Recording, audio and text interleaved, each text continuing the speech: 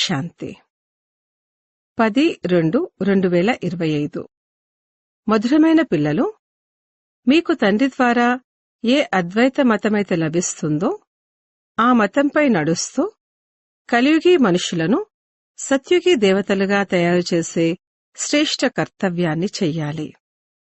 ప్రశ్న: మనుష్యమాత్రులందరూ దుఃఖితులుగా ఎందుకయ్యారో దానికి మూల కారణం ఏమిటి? జవాబు: రావణుడు అందరినీ శ్రాపితులుగా చేశాడు. అందుకే అందరూ దుఃఖితులుగా అయ్యారు. తండ్రి వారసత్వాన్ని ఇస్తారు, రావణుడు శాపాన్ని ఇస్తాడు. ఇది కూడా ప్రపంచంలో వారికి తెలియదు. తండ్రి వారసత్వాన్నిచ్చారు, అప్పుడే కదా భారతవాసులు ఇంత సుఖమయంగా స్వర్గానికి యజమానులుగా అయ్యారు, పూజ్యులుగా అయ్యారు. స్థాపితులుగా అయితే పూజారులుగా అయిపోతారు. ఓం శాంతి. పిల్లలు ఇక్కడ మధుబన్కు బాప్దాదా వద్దకొస్తారు. హాల్లోకి వచ్చినప్పుడు మొదట సోదరీ సోదరులు కూర్చోవడాన్ని చూస్తారు. ఆ తర్వాత బాప్దాదా వచ్చారు అన్నది చూస్తారు. అప్పుడు తండ్రి స్మృతి కలుగుతుంది. మీరు ప్రజాపిత బ్రహ్మ యొక్క పిల్లలు, బ్రాహ్మణులు మరియు బ్రాహ్మణీలు. ఆ బ్రాహ్మణులకు బ్రహ్మ తండ్రి గురించి తెలియనే తెలియదు. పిల్లలైన మీకిప్పుడు తెలుసు, తండ్రి ఎప్పుడైతే వస్తారో అప్పుడు బ్రహ్మ, విష్ణు, శంకర్లు కూడా తప్పకుండా కావాలి. త్రిమూర్తి శివ భగవాన్ వాచ అని అంటారు. ఇప్పుడు ముగ్గురు ద్వారానైతే మాట్లాడరు కదా. ఈ విషయాలను మంచి రీతిలో బుద్ధిలో ధారణ చెయ్యాలి. అనంతమైన తండ్రి నుండి తప్పకుండా స్వర్గవారసత్వం లభిస్తుంది. అందుకే భక్తులందరూ భగవంతుని నుండి ఏమి కోరుకుంటారు? జీవన్ముక్తి. ఇప్పుడు జీవన బంధనం ఉంది. మీరు వచ్చి ఈ బంధనాల నుండి ముక్తులుగా చెయ్యండి అని అందరూ తండ్రిని స్తుతి చేస్తారు. ఇప్పుడు పిల్లలైన మీకు మాత్రమే తెలుసు, బాబా వచ్చి ఉన్నారు, కల్పకల్పము తండ్రి వస్తారు. నీవే తల్లివి, తండ్రివి అని పిలుస్తారు కూడా. కాని దీని అర్థమైతే ఎవరూ అర్థం చేసుకోరు. నిరాకారుడైన తండ్రిని గురించి ఈ విధంగా అనుకుంటారు, గాయనం చేస్తారు, కాని ఏమీ లభించదు. ఇప్పుడు పిల్లలైన మీకు వారి నుండి వారసత్వము లభిస్తుంది. మళ్లీ కల్పం తర్వాత లభిస్తుంది. పిల్లలకి తెలుసు, తండ్రి వచ్చి అర్ధకల్పం కొరకు వారసత్వాన్నిస్తారు మరియు రావణుడు శాపాన్నిస్తాడు. మనమంతా శాపితులుగా ఉన్నామన్నది కూడా ప్రపంచంలోని వారికి తెలియదు. రావణుడి శాపం తగిలింది, అందుకే అందరూ దుఃఖితులుగా ఉన్నారు. భారతవాసులు సుఖంగా ఉండేవారు. నిన్న ఈ లక్ష్మీనారాయణ రాజ్యము భారత్లో ఉండేది. దేవతల ఎదురుగా తల వంచి నమస్కరిస్తారు, పూజ చేస్తారు. కాని సత్యుగం ఎప్పుడు ఉండేది అన్నది ఎవ్వరికీ తెలియదు. ఇప్పుడు చూడండి, లక్షల సంవత్సరాల ఆయువును కేవలం సత్యుగానికే చూపించారు. ఆ తర్వాత త్రేతాయుగము, ద్వాపర కలియుగాలు. ఆ లెక్కన చూస్తే మనుషులు ఎంత లెక్కలేనంతమంది అయిపోతారు. కేవలం సత్యుగంలోనే లెక్కలేనంత మంది మనుషులు అయిపోతారు. మనుషులెవ్వరి బుద్ధిలోనూ కూర్చోదు. తండ్రి కూర్చుని అర్థం చేస్తారు. చూడండి, 33 కోట్ల మంది దేవతలు ఉంటారని గాయనం కూడా చేస్తారు. అంత తక్కువ మందేమీ లక్షల సంవత్సరాల్లో ఉండరు. కావున ఇది కూడా మనుషులకు అర్థం చేయించాల్సి ఉంటుంది. ఇప్పుడు మీరు అర్థం చేసుకుంటారు, బాబా మనల్ని స్వచ్ఛ బుద్ధి కలవారిగా తయారు చేస్తారని. రావణుడు మలినమైన బుద్ధి కలవారిగా చేస్తాడు. ముఖ్యమైన విషయము ఇదే. సత్యుగంలో పవిత్రమైన వారుగా ఉంటారు, ఇక్కడ అపవిత్రమైన వారు ఉంటారు. ఇది కూడా ఎవరికీ తెలియదు. రామరాజ్యం ఎప్పటినుంచి ఎప్పటి వరకు ఉంటుంది? రావణరాజ్యం ఎప్పటి నుండి ఎప్పటి వరకు ఉంటుంది? ఇక్కడే రామరాజ్యం ఉంది, ఇక్కడే రావణరాజ్యం ఉంది అని భావిస్తారు. అనేక మతాంతరాలున్నాయి కదా. ఎంతమంది మనుషులు ఉన్నారో అన్ని మతాలు ఉన్నాయి. ఇప్పుడిక్కడ పిల్లలైన మీకు ఒక అద్వైత మతం లభిస్తుంది. ఆ మతాన్ని తండ్రే ఇస్తారు. మీరిప్పుడు బ్రహ్మ ద్వారా దేవతలుగా తయారవుతున్నారు. దేవతల మహిమను ఈ విధంగా గాయనం చేస్తారు. సర్వగుణ సంపన్నులు, 16 కళ సంపూర్ణులు అని. ఆ మాటకొస్తే వారు కూడా మనుష్యులే. మనుష్యుల మహిమను ఎందుకు గాయనం చేస్తారు? తప్పకుండా తేడా ఉంటుంది కదా. ఇప్పుడు పిల్లలైన మీరు కూడా నెంబర్వారు పురుషార్థమనుసారంగా మనుషులను దేవతలుగా తయారుచేసే కర్తవ్యాన్ని నేర్చుకుంటారు. కలియుగి మనుషులను మీరు సత్యుగి దేవతలుగా తయారుచేస్తారు. అనగా శాంతిధామానికి, బ్రహ్మాండానికి మరియు విశ్వానికి యజమానులుగా తయారు చేస్తారు. ఇదైతే శాంతిధామం కాదు కదా. ఇక్కడైతే కర్మలు తప్పకుండా చేయాల్సి ఉంటుంది. అది స్వీట్ సైలెన్స్ హోమ్. ఇప్పుడు మీరు అర్థం చేసుకుంటారు. ఆత్మలమైన మనము స్వీట్ హోమ్, బ్రహ్మాండానికి యజమానులము అని. అక్కడ సుఖ దుఃఖాలకు అతీతంగా ఉంటారు. ఆ తర్వాత సత్యుగంలో విశ్వానికి యజమానులుగా అవుతారు. ఇప్పుడు పిల్లలైన మీరు యోగ్యులుగా అవుతున్నారు. లక్ష్యము, ఉద్దేశము ఎక్యురేట్గా ఎదురుగా నిలబడి ఉంది. పిల్లలైన మీరు యోగబలం కలవారు. వారు బాహుబలం కలవారు. మీరు కూడా యుద్ధ మైదానంలోనే ఉన్నారు. కాని మీరు డబల్ అహింసకులు. వారు హింసకులు. హింస అని కామఖడ్గాన్ని అంటారు. సన్యాసులు కూడా ఇది హింస అని భావిస్తారు. అందుకే పవిత్రంగా అవుతారు. కాని మీకు తప్ప తండ్రి పట్ల ప్రీతి ఇంకెవ్వరికీ లేదు. ప్రేయసీ ప్రియులకు పరస్పరం ప్రేమ ఉంటుంది కదా. ఆ ప్రేయసీ ప్రియులు కేవలం ఒక్క జన్మ కొరకు ఉంటారు. మీరందరూ ప్రియుడినైన నా యొక్క ప్రియురాళ్లు. భక్తి మార్గంలో ప్రియుణ్ణైన నన్నొక్కడ్నే స్మృతి చేస్తూ వచ్చారు. ఇప్పుడు నేను చెప్తున్నాను, ఈ అంతిమ జన్మలో కేవలం పవిత్రంగా అవ్వండి మరియు యథార్థ రీతిలో స్మృతి చెయ్యండి. ఆ తరువాత ఇక స్మృతి చేయడం నుండి మీరు విముక్తులవుతారు. సత్యయుగంలో స్మృతి చేయవలసిన అవసరమేమీ ఉండదు. దుఃఖంలో అందరూ స్మృతి చేస్తారు. ఇది నరకము. దీని స్వర్గము అనైతే అనరు కదా.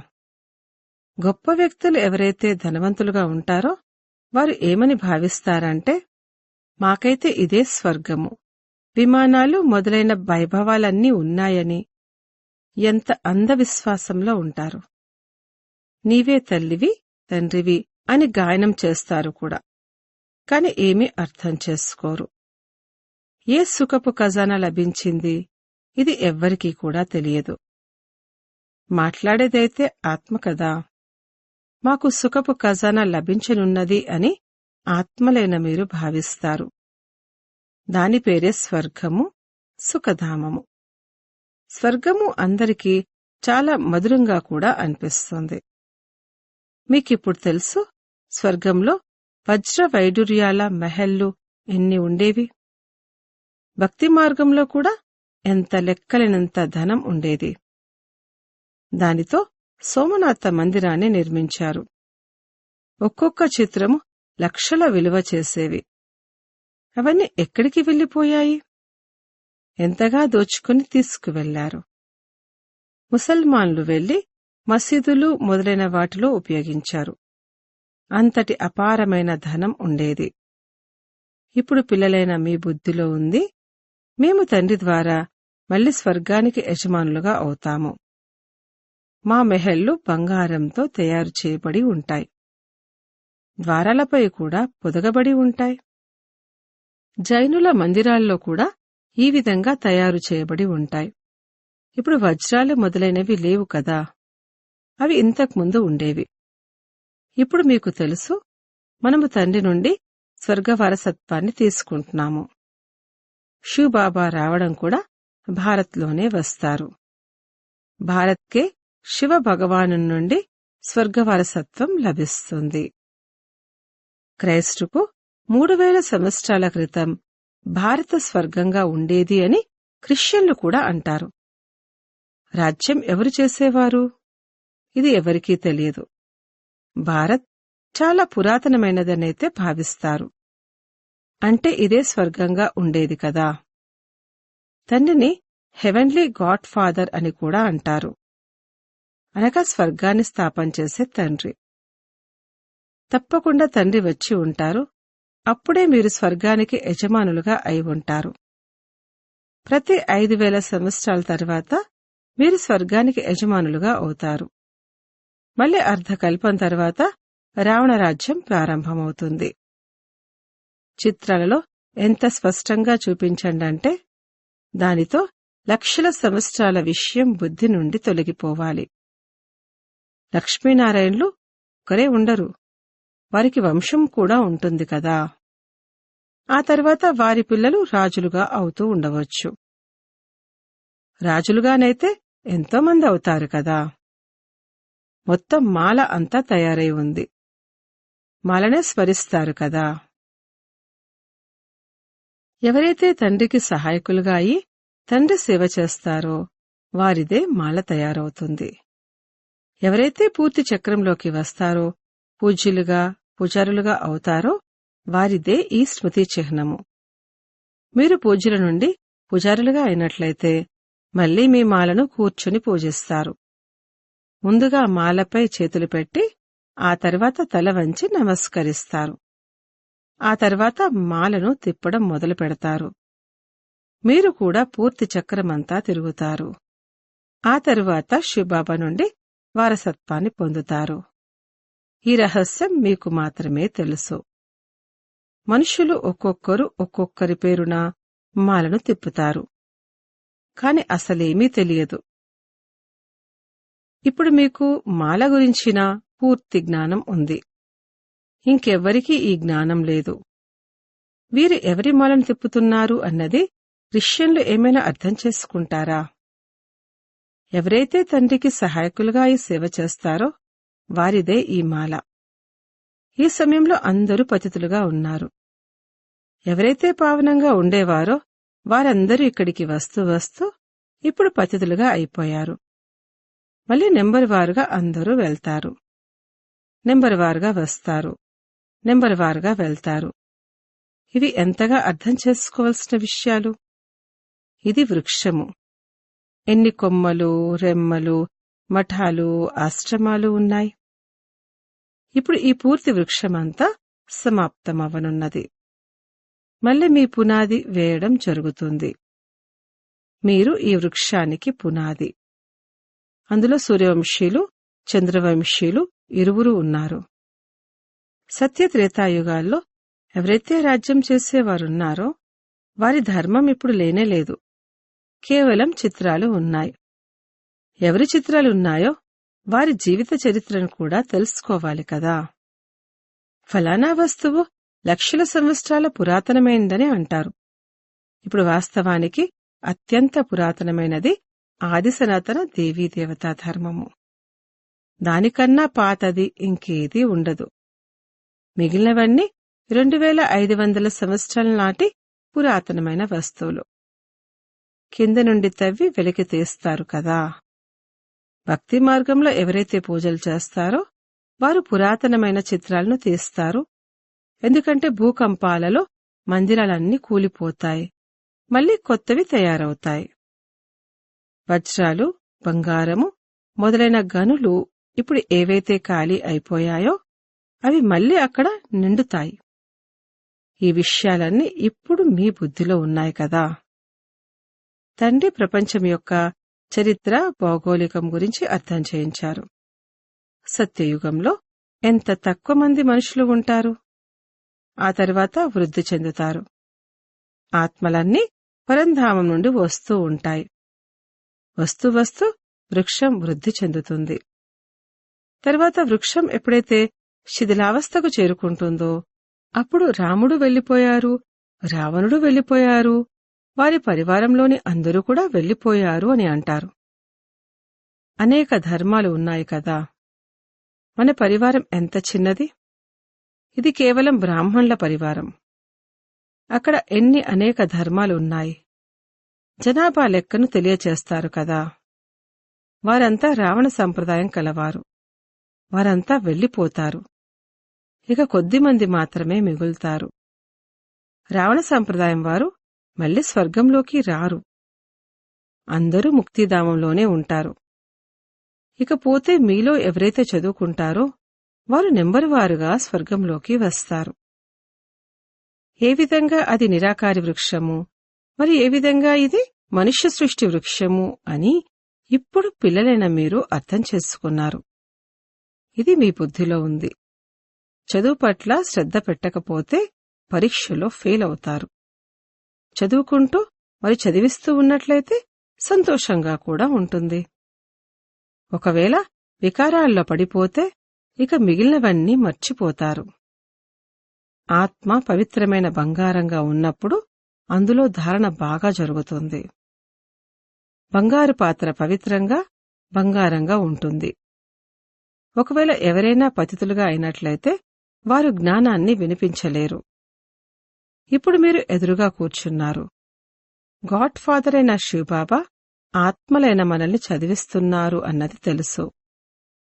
ఆత్మలైన మనము ఈ ఇంద్రియాల ద్వారా వింటున్నాము. చదివించేవారు తండ్రి. ఇటువంటి పాఠశాల మొత్తం ప్రపంచంలో ఎక్కడైనా ఉంటుందా? వారు గాడ్ ఫాదర్, టీచర్ కూడా, సద్గురు కూడా. అందర్నీ తిరిగి తీసుకువెళ్తారు. ఇప్పుడు మీరు తండ్రి సమ్ముఖంలో కూర్చున్నారు. సమ్ముఖంగా మురళి వినడంలో ఎంత తేడా ఉంది! ఏ విధంగా ఈ టేప్ మిషన్ వెలువడింది? అందరి వద్దకు ఒకరోజు చేరుకుంటుంది. పిల్లల సుఖం కోసం తండ్రి ఇటువంటి వస్తువులను తయారు చేయిస్తారు. ఇదేమంత పెద్ద విషయం కాదు కదా. వీరైతే ధారాళంగా ఇచ్చేవారు. షావల్షా కదా. మొదట తెల్లగా ఉండేవారు, ఇప్పుడు నల్లగా అయ్యారు. అందుకే శ్యామసుందరుడు అని అంటారు.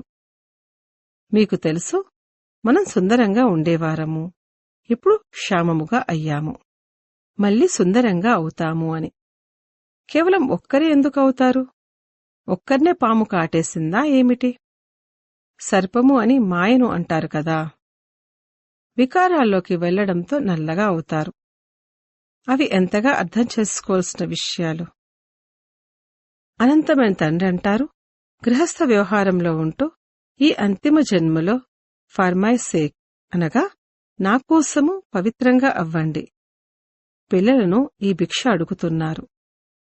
కమలపుష్ప సమానంగా పవిత్రంగా అవ్వండి మరియు నన్ను స్మృతి చెయ్యండి. అప్పుడు ఈ జన్మలో కూడా పవిత్రంగా అవుతారు. మరి స్మృతిలో ఉన్నట్లయితే గతంలో చేసిన వికర్మలు కూడా వినాశనమవుతాయి. ఇది యోగ అగ్ని. దీని ద్వారా జన్మ జన్మాంతరాల పాపాలు దగ్ధమవుతాయి. సతోప్రధానం నుండి సతో రజో తమోలోకి వస్తారు. కావున కలలు తగ్గిపోతాయి. మాలిన్యం చేరుతూ ఉంటుంది. ఇప్పుడు తండ్రి అంటారు, కేవలం నన్నొక్కర్నే స్మృతి చెయ్యండి. అంతేకాని నీటి నదుల్లో స్నానం చేయడం వల్ల పావనంగా ఏమీ అవ్వరు. నీరు కూడా తత్వమే కదా. పంచతత్వాలు అని అంటారు. ఈ నదులు పతిత పావనిగా ఎలా అవ్వగలవు?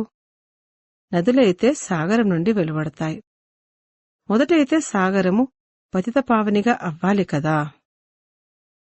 అచ్చా, మధురాతి మధురమైన సిక్కిలదే పిల్లలకు మాతాపిత బాప్దాదాల ప్రియస్మృతులు మరియు గుడ్ మార్నింగ్. ఆత్మిక పిల్లలకు ఆత్మిక తండ్రి నమస్తే. ధారణ కొరకు ముఖ్య సారము. 1వ పాయింట్, విజయమాలలోకి వచ్చేందుకు తండ్రికి సహాయకులుగా అయ్యి సేవ చెయ్యాలి. ఒక్క ప్రియునితో సత్యమైన ప్రీతిని పెట్టుకోవాలి. ఒక్కరినే స్మృతి చెయ్యాలి. 2వ పాయింట్, తమ యాక్యురేట్ లక్ష్యాన్ని ఉద్దేశాన్ని ఎదురుగా పెట్టుకొని పూర్తి పురుషార్థం చెయ్యాలి. డబల్ అహింసకులుగా అయి మనుషులను దేవతలుగా తయారు చేసే శ్రేష్ఠ కర్తవ్యాన్ని చేస్తూ ఉండాలి. వరదానము: విజయం యొక్క నష ద్వారా సదా హర్షితంగా ఉండే సర్వ ఆకర్షణల నుంచి ముక్తుభవ. విజయరత్నాల స్మృతి చిహ్నమేమిటంటే తండ్రి మెడలోని హారముగా ఈరోజు వరకు పూజింపబడుతుంది. కావున సదా ఇదే నష ఉండాలి. మేము బాబా మెడలోని హారము, విజయరత్నాలము. మేము విశ్వాధిపతుని యొక్క పిల్లలము. మాకు ఏదైతే లభించిందో అదెవ్వరికీ లభించదు. ఈ నష మరియు సంతోషం స్థిరంగా ఉన్నట్లయితే ఏ రకమైన ఆకర్షణ నుండైనా అతీతంగా ఉంటారు. ఎవరైతే సదా విజయులుగా ఉంటారో వారు సదా హర్షితంగా ఉంటారు. ఒక్క తండ్రి స్మృతి యొక్క ఆకర్షణలోనే ఆకర్షితులై ఉంటారు. స్లోగన్: ఒక్కరి అంతంలో నిమగ్నమవ్వడం అనగా ఏకాంతవాసులుగా అవ్వడం. అవ్యక్త సూచనలు: ఏకాంత ప్రియులుగా అవ్వండి. ఏకతను మరియు ఏకాగ్రతను అలవర్చుకోండి. ఇప్పుడు అందరూ కలిసి పరస్పరం ధైర్యాన్ని పెంచుకొని ఈ సంకల్పం చెయ్యండి. ఇప్పుడు సమయాన్ని సమీపంగా తీసుకురావాల్సిందే. ఆత్మలకు ముక్తిని ఇప్పించాల్సిందే. కాని ఎప్పుడైతే ఆలోచనలను స్మృతి స్వరూపంలోకి తీసుకొస్తారో అప్పుడు ఇది జరుగుతుంది. ఎక్కడైతే ఏకత మరియు దృఢత ఉంటాయో అక్కడ అసంభవం కూడా సంభవమవుతుంది. ఓం శాంతి.